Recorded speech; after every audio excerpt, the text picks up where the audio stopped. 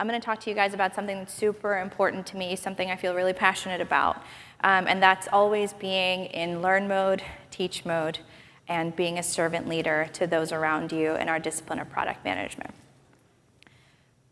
So to kick it off, I'm going to take you through my journey. And what I do love most, or some of the things I do love most, is just hearing everybody's stories around how they actually got into our world of product management. So mine is non-traditional. I think a lot of people's are non-traditional.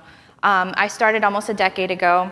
I was working at a company called Jeffries, and I was helping to build and maintain an internal CRM, proprietary software, and also event management platform. I was brought on to be somebody that they rotated out.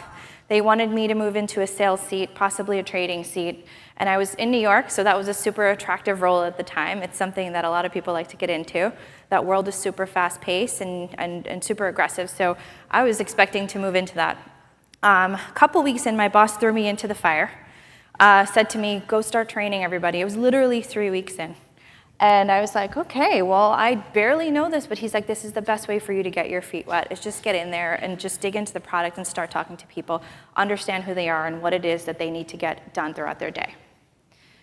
I was sitting with an analyst, and he was so frustrated, but super pleased with the product that we built. And so we put out something on a dashboard that was getting him halfway through what he needed to do and what his team needed to get done at the end of the week. And I just saw the frustration in his eyes, and I said to him, tell me what it is that you're looking to accomplish. And I sat with him for a couple minutes. I spent some time with his team, and they told me that there's this thing that they need to get done by the end of the week. And if only this widget that we put on the dashboard had 1 or 2 more capabilities, they would be able to save so much time. And so I took that back to the table, and again, just keep in mind, I was supposed to be sort of product marketing, training, not somebody coming back and saying, here, like, let's make this better and do that. And I said, I really feel like we can drive change in the research analyst world right now. Or at least at Jeffries. Let's talk this through and let's make this better. And my boss went in, quickly made a couple changes, and the next morning the analyst called me into his office and he was like, oh my goodness, I don't think you realize what you've just done for me and my team. And what he did with that was he sent a note out and he was like, hey, check this thing out. And you guys all know that the best form of marketing is a happy customer, right? And so internally, all of a sudden, everybody was adding that widget to their dashboard. We saw adoption increase like crazy. And it was just a wonderful moment. So what do we talk about in product? We talk about our aha moments a lot, right? That was my aha moment. And that was the moment I said, I wanted to be a product manager. Because if I could make simple changes to be able to affect change and impact somebody's day and workflow and save them time, I want to continue to do it. And that's what I did. So we built a team. We tripled over about 4 or 5 years, and that product's still actually going today, but I've moved on. So I moved on to another company after that, where I was responsible for scaling products and taking one product that was meant for 4 or 5 big banks and then changing it so that the rest of the customer base that we had would be able to use it just the same.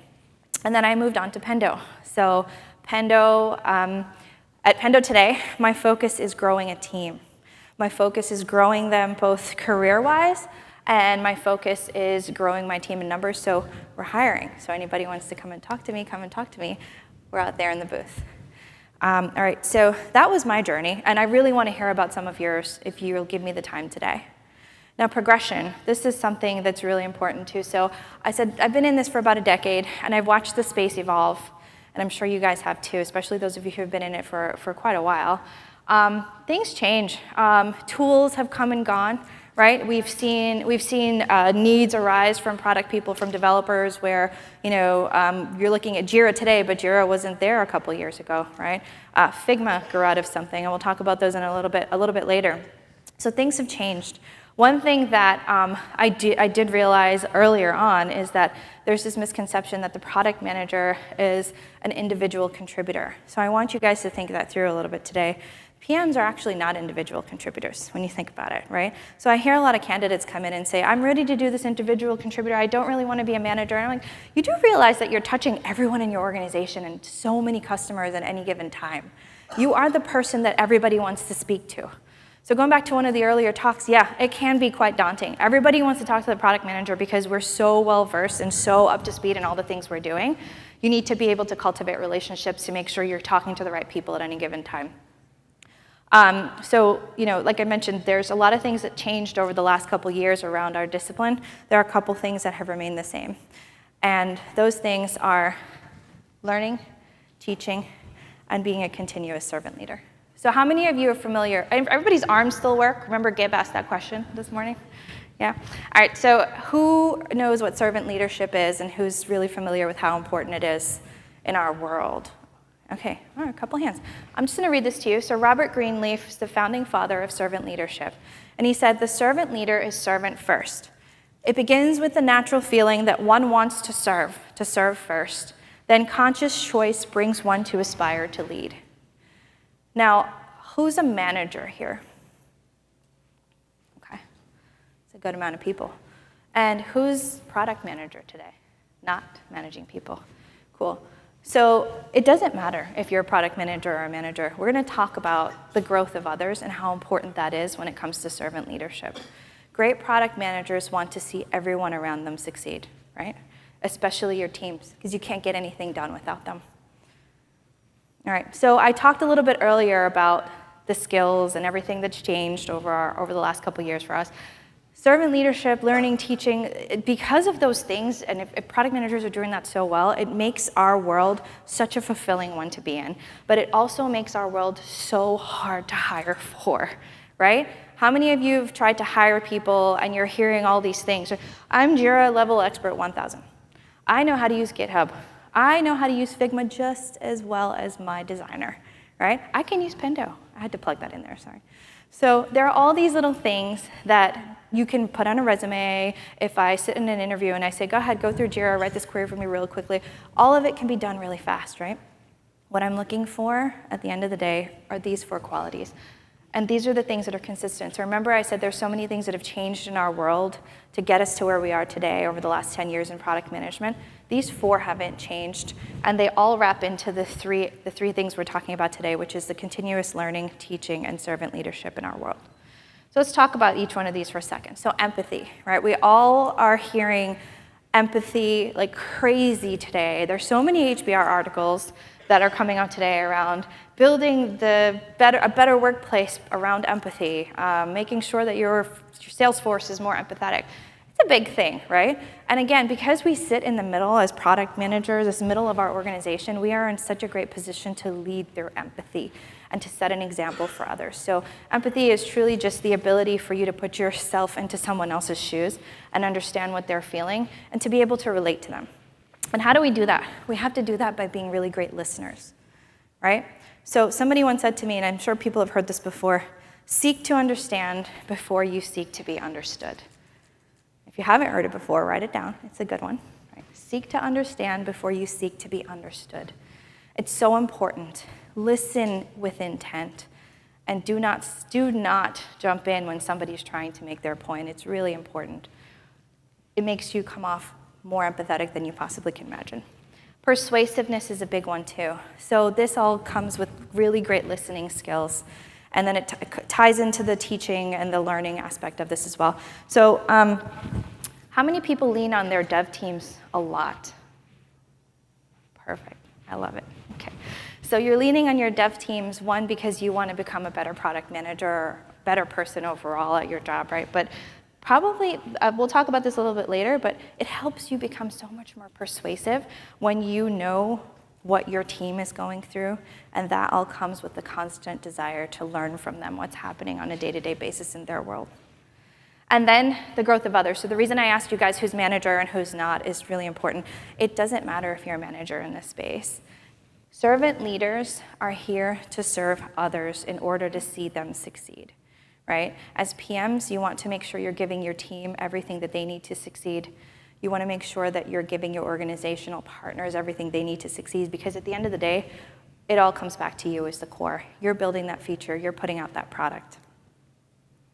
All right, so let's talk about your team for a second. I just touched on this, but as servant leaders, you're sitting there absorbing all information from at any given angle, right? So you're talking to customers on a day-to-day basis, hopefully. You are with stakeholders listening to the business plans and the high-level growth areas and all the projections, and you're trying to synthesize all this information.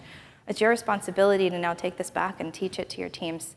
Make sure that they're getting the best information possible in order to help you make a decision, right? Does anybody here, I want honesty, anybody here tell their teams what to build? Nice. Ooh, talk to me after. I don't really know. So great product managers don't tell, right? We sit there, we give the information, we talk about the why. Start with why in your conversations with your team, right? So we give them everything that they need to do, they need to have to be able to drive great decisions forward. Once we empower them, we give them that, they can come back with the how, they can come back with the what, and then we all figure out the when together. And that's super important. So make sure you're giving them all you possibly can at any given time. And then, like I said, learn from them, listen to them. The best thing that happened to me early on in my PM career was when I heard a developer tell me that's not possible. I was like, what do you mean that's not possible? We need to, I would get super frustrated. And he said, come sit with me. Now, I wasn't very technical when I started, right? This is what I talked about. Back then, you didn't have to be technical. Today, I'm looking at all the business school candidates coming to me. They're saying, I got a CS degree and I'm coding. I'm like, okay, that's great. I admire that you're doing that. But that wasn't something that we had to do back then. And I sat down with my developer and he said to me, CI, let me teach you why this is not feasible. That took me forward in ways that you could not even imagine because I was able to talk to stakeholders beyond just the general conversations about, oh, this is going to be great if we just place this here. It was amazing. So spend the time learning from your team, spend the time educating them, spend the time getting them exactly what they need. Right? I'm going to share a quote with you. So anybody know Ray Dalio? He wrote the book Principles. Really great book. Make sure you read it. It's relevant in any industry and any discipline. So because most people are more emotional than logical, they tend to overreact to short-term results. They give up and sell low when times are bad and buy too high when times are good. Wise people stick with sound fundamentals through the ups and downs, while flighty people react emotionally to how things feel. The reason I'm sharing this with you is I also want to share a story with you. So I spoke to a PM a couple months back, and she was telling me, how many of you have had to build based on demand from your stakeholders or your customers? It was more reactive than proactive. Yeah, it feels pretty crappy, right? And at the end of the day, are you guys measuring success there, right? Okay, how many of you have actually measured failure? How many of you, yeah, it actually feels really good to measure failure because you're like, haha, check this out. So I spoke to a PM a couple months ago, and she said to me she was pressured into building something that was super small based on the client's estimate, even though obviously they're not working with them, and super small based on what stakeholders thought. And it wasn't a renewal time. It wasn't a time when it was super critical. She tried her best to persuade them that was just wrong. And she was I would say she was about 2 years in. She built it. It took 8 weeks, so that was super small. Dev team, total QA, dev, and then a UX person and her, 8 people total. So tally that up, especially here in the Valley. Guess how many clicks, or guess how much adoption that actually had over a 3-month period? The the client had about 400 users. 0. That felt like crap, right? So what she did there was she learned fast. She took that data back to stakeholders. She sat down with the team. She became super persuasive with that data. What she did, and this is something that if you guys haven't done it, make sure you do it yet, is tie it back to the dollar when it comes to those sort of situations. Take it back to stakeholders and show them what they've just spent on nothing, right? The cost to build outweighed the value to the customer. What she did too was she actually got herself a seat at the table. So I forgot a little piece of information. They didn't ask her to go talk to the customer about what the customer wanted, which is a sin in our world, right? They just told her to build it because they said, this relationship is already in jeopardy. I don't want to cause any more friction, right? We don't need to ask them any more questions. So she took that data back to the table with the customer, and the customer said, oh my goodness, I just owned up to it and worked together with her to drive results going forward. That was a super successful story, and I was so proud of her. She was able to save the relationship. The feature didn't save the relationship. All right, so what does that all mean in the grand scheme of things? So another quote, teams are more productive and innovative than mere work groups. They produce results that exceed what groups of individuals can do through simple cooperation and coordination. And that's from a really good HBR article. If you guys Google it, you'll find it. It's Good Managers Lead Through a Team. So for managers in the room, really important, right? What are you committed to? Hopefully the growth of your people. Hopefully not just rising and moving up the ladder. Hopefully you're putting in the time to give your people what they need, right? So strong PMs get the job done by having a strong leader behind them. A leader does not mean somebody who is there to sign off on this trip that I'm on today. Doesn't mean somebody to sign off on another tool all the time just to check the box. Yeah, you can give them what they need in terms of tools for efficiency, but there are other things, right? Make sure you're getting them face time with stakeholders, with customers. Make sure that you're backing them. Make sure that you're empowering them to be credible with their teams by giving them what they need. And then give them space, but don't walk away from them. Make sure that you're keeping a pulse on them and make sure that you are having their back at every turn.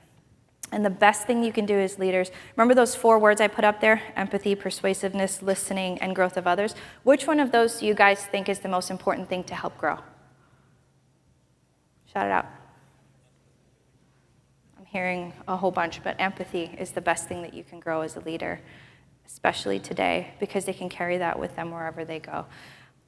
When I started off in product management, my boss, Ed, gave me the best piece of advice. 3 simple words that are still with me today. It's know your audience.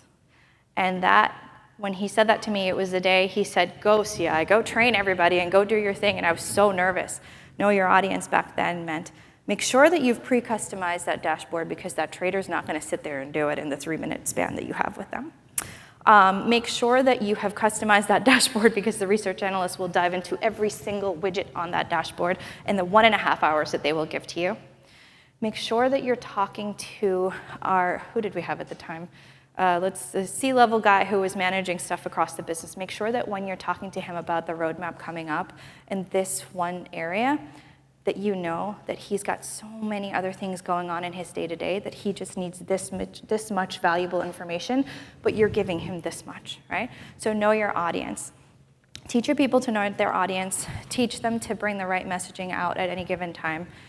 And teach them to be empathetic and understand that there's so many other things happening in their world. Make sure that they're able to quickly pivot. That comes with empathy as well. And pivoting doesn't mean conceding. If they're ready to go sell an idea, make sure that they take a quick pulse on the room. They now have more information based on what the audience is feeding back to them, the vibe, what things that they're saying, in order to just pivot and make a slight adjustment to their plans. They may come back and sell the same thing, but it's all about empathy. All right. And now your organization. So pivoting also happens a lot with salespeople, right? Like they have to be able to read a room and understand when a customer deal is probably going down south. And so little known fact is PMs are salespeople too. But we are more salespeople internally than we are externally. So I can't stress that enough to you guys. If you're not proud of what you're building, you're not going to sell it well. You need to sell it to your partners in your organization. Some of the most rewarding moments I've had over the last 4 months at Pendo have been when my product managers have put something in Slack and our CSMs start putting all the little reactions on there just with joy, sharing it out to our current customers. Or when a salesperson says, oh my gosh, I totally think this is going to win the deal. And that's because my product managers are super passionate about the things that they're putting out there, right? One of them said to me the other day when he was helping me through this, he said, we want our customers to be the hero in their own story. And with that, he tries to put passion into everything that he builds. When he puts passion into everything that he builds, it shows internally at the organization. And the best way for you to sell is through others, but you need to be able to sell it crazy within your own organization. So put in the time with marketing, enable them with what they need for messaging. Make sure that you also spend time understanding what their day-to-day is like, right? This goes back to empathy. If you spend the time with salespeople, you'll see that they're all over the place. You'll see that they're obviously tied to a dollar. They need limited information, but really crisp, concise information, right? Same thing with CSMs almost. And with marketing, they want a little bit more content to be able to tell a story. I can almost guarantee you, if you put in the time with those people in your organizations, they're going to put in the time to understand you as a product manager. I can't tell you the amount of times that somebody from our revenue team has just been so grateful to just sit with our product managers and say, I did not know that that's your day, right? And the empathy just continues to just permeate throughout the organization. It's just a beautiful thing to see. And you think with all the time you put in, though, educating your internal staff that you don't have to spend that much time with customers, but we all know that, again, that's a sin. So you need to be out there with customers all the time. But with this relationship, it's one more of learning than of really teaching and being that servant leader. I think the servant leadership comment, I'm going to go back to what I just said about the being a hero in their story. You want to be able to give them everything they possibly can so that they can continue to rise in their industries for sure. But with your customers, make sure that you're listening with intent. Remember what I talked about with pivoting? Make sure that you're able to pivot quickly and do not concede to something just because you're hearing that that may be a pretty crappy idea from a customer. Back it with data, back it with insight, back it with relevance from the past. I'm going to share another quote, and this is really, I think this is my favorite quote just from any book so far. It's Marty Kagan. I'm sure everybody knows who he is, right? So obsess over customers, not competitors. Too many companies completely forget about their product strategy once they encounter a serious competitor. They panic and then find themselves chasing their competitors' actions, no longer focusing on the customers. We can't ignore the market, but remember that all customers rarely leave us for competitors. They leave us because we stop taking care of them. Do not stop taking care of your customers. I think you guys all know that already, but it is the cardinal rule in product management. Make sure that you're putting in the time to learn everything you can. It circles back to the beginning of this talk. If I didn't sit with that research analyst that day and I did not dig into his workflow and all the pain points that he had, I don't know, would I be here? Would I be super proud to be in this world where knowledge is so powerful and being able to influence and persuade people is something that's so fulfilling, right? Put in the time, understand your people, and understand your client most of all. And I'm just going to end on this note. So somebody talked to me a couple weeks ago who's trying to break into product. And I know there are a lot of people here who are trying to do that too, so definitely come talk to me. I want to hear some of the struggles and some of the things you're going through. He said to me, what are one or two things that you know now that you didn't know back when you started in product? And one I shared with you a little earlier, just more around the PM as an individual contributor. Not really true. You see the impact that product managers have on the entire organization and customers. The other thing is this. So if you are not ready to simultaneously learn, teach, and continuously be a servant leader, spend the time trying to figure out if you really want to get into product management. And if you have that desire to do all of these things, come talk to me. Again, I'm hiring. But also just get ready for an awesome ride because it is one of the most fulfilling places you can be in the world is in the space of product management. So thank you guys for your time today. I hope this was helpful.